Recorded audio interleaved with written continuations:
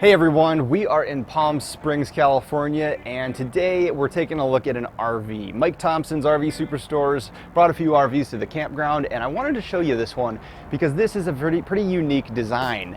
As the RV industry starts to explode, we are seeing more and more designs, particularly in the fifth wheels, because there's so many layout options you can put in, and we're starting to see the manufacturers do some really cool things. And this one has a pretty unique feature that I'm excited to show you. This is a ST374TH by Grand Design, the Solitude line.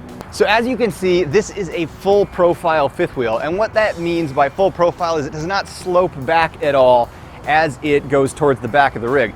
And the full profile fifth wheels a lot of times are used for the real high-end rigs because you get that nice high ceiling in there, or the toy haulers. And the toy haulers are really great rigs because you have all that space to put a big toy or something, but a lot of times you don't need all of that space. You just need somewhere to put your toys. This rig is not a full toy hauler, but it has what I would call a toy box in the back.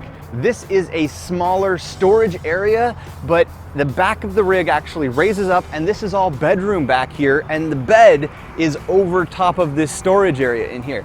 And what's so cool about that is that in most toy haulers, you lose a whole bunch of living space because you have it all forward of the garage. This has living space all the way back, and you still get some storage in here. Although this is not a full height garage in here, I'm about 6 feet, so I'd say it's probably like 5.5 feet. You could definitely put a motorcycle or an ATV or maybe even a small side-by-side in here. It's got nice straps all the way down, and it's really, I mean, for most uses, you know, we had a toy hauler previous to our rig, and we had a motorcycle and some bikes and a paramotor in it. It would all fit in this storage here. This rig has nice pass-through storage in the back because the living space is actually up above here, and we'll show you that when we go inside. It does have triple axles, which when you go to a toy hauler or an RV that requires carrying a lot of weight, they do this a lot of times, and that's good to distribute the weight, but the cons to the triple axles is they're a little tougher to turn. And when you turn, these tires scrub. They pivot on the center one, and you scrub the back and front tires, and it wears the tires down a lot faster. Trust me, we had one. They've got the fold-up ladder on this, real high electric awnings. That's kind of a pro and con to that. Being so high, you don't get as much shade off them. But they do make use of this storage all the way along. I mean, this is almost like a Class A, how the living space is so much higher in it. And they make use of all of this storage through here, which is really kind of a neat design. On the front here, we've got more pass-through storage. It's not quite as large as you'd get in some fifth wheels because this is a front living room model. The living room is up front, the bedroom is in the back.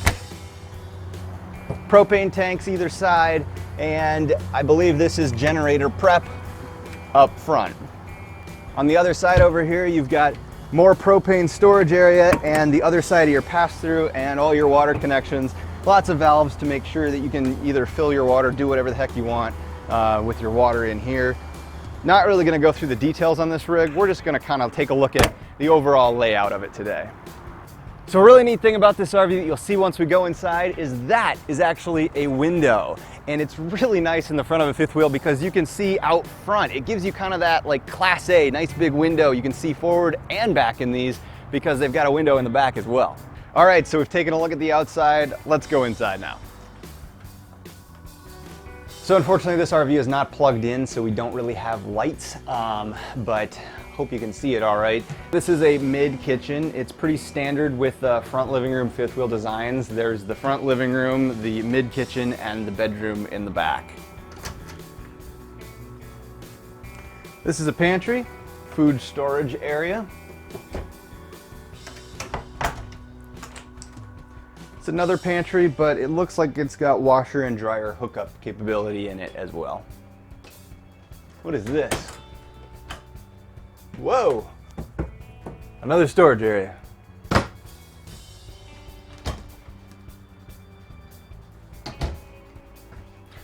Doesn't seem like too bad a design. A lot of the kitchens, fifth wheels, like they'll have pantries that go all the way to the ceiling.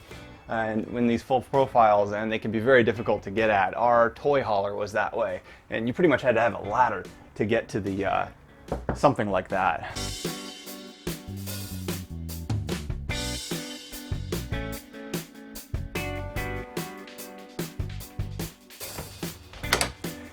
So the fridge is a decent size. It's a double propane fridge, basically, which is nice to have that propane for when you want to go off-grid, because then you don't have to run a generator to keep running this, or you need a massive amount of solar to have a residential style fridge. So you can easily switch it over to propane and keep on going.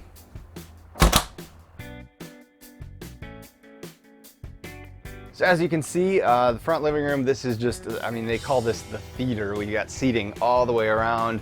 I can't imagine a time where I'd really need this much seating. I would probably remove one of these and put a desk in or something. But up here, this TV retracts. Again, we don't have power, so I can't lower it, but this TV retracts in there, and it's got the window up front, which is kind of neat. So you can see out in front when you push the button to make the TV disappear.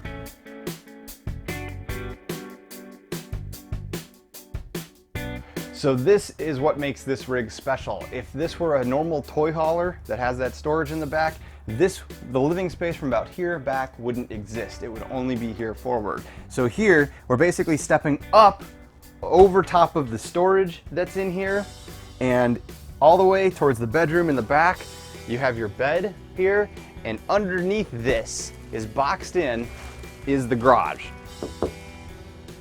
A drawback to that, makes the bed quite tall, which, I mean, we put a custom mattress in ours, which is already tall, so our bed would be like up to here. You'd need a ladder to get on it. It's already pretty tall, but I mean, the thinner mattress that comes with it, it's a nice height. The bed is towards the back of the rig. It's a little tight on that side, but it's neat that you have a window. You can actually look out the back of the RV. Over here, this is a slide, the closet. So it slides out for your storage space over there. So we're in the bathroom now. It has plenty of headspace, which is nice, but it's kind of a good use of space, because a lot of the ones that have the rear bedroom have a very tall bathroom, and you don't really need all that space. So it's pretty much a standard bathroom size that you'd see in this size layout, except we just don't have quite the headspace. I'm 6 foot, I can still stand up all the way in the shower, and I have a nice skylight for a little extra room. So here's a drawback I see to this rig. This slide right here is very deep. When this slide comes in, it's going to completely block off the bedroom and the bathroom and everything to the back. That's a drawback for me, because when we're on the road, we sometimes stop and use our bathroom in our rig, or we boondock with the slides in overnight somewhere where we can't put them out, and you wouldn't be able to get to your bedroom. So there you go. That's the Grand Design Solitude fifth wheel with the toy box in the back. Overall, I think this is a pretty neat layout. Grand Design makes pretty, I'd say, middle of the road quality fifth wheels. I've definitely seen better build quality and considerably worse, but overall the layout of this rig was definitely worth taking a look at. So again, this wasn't really a technical walkthrough. I just wanted to show you the layout. If you want more information, I'm sure you can find it over at Grand Design's website. Thanks for joining us.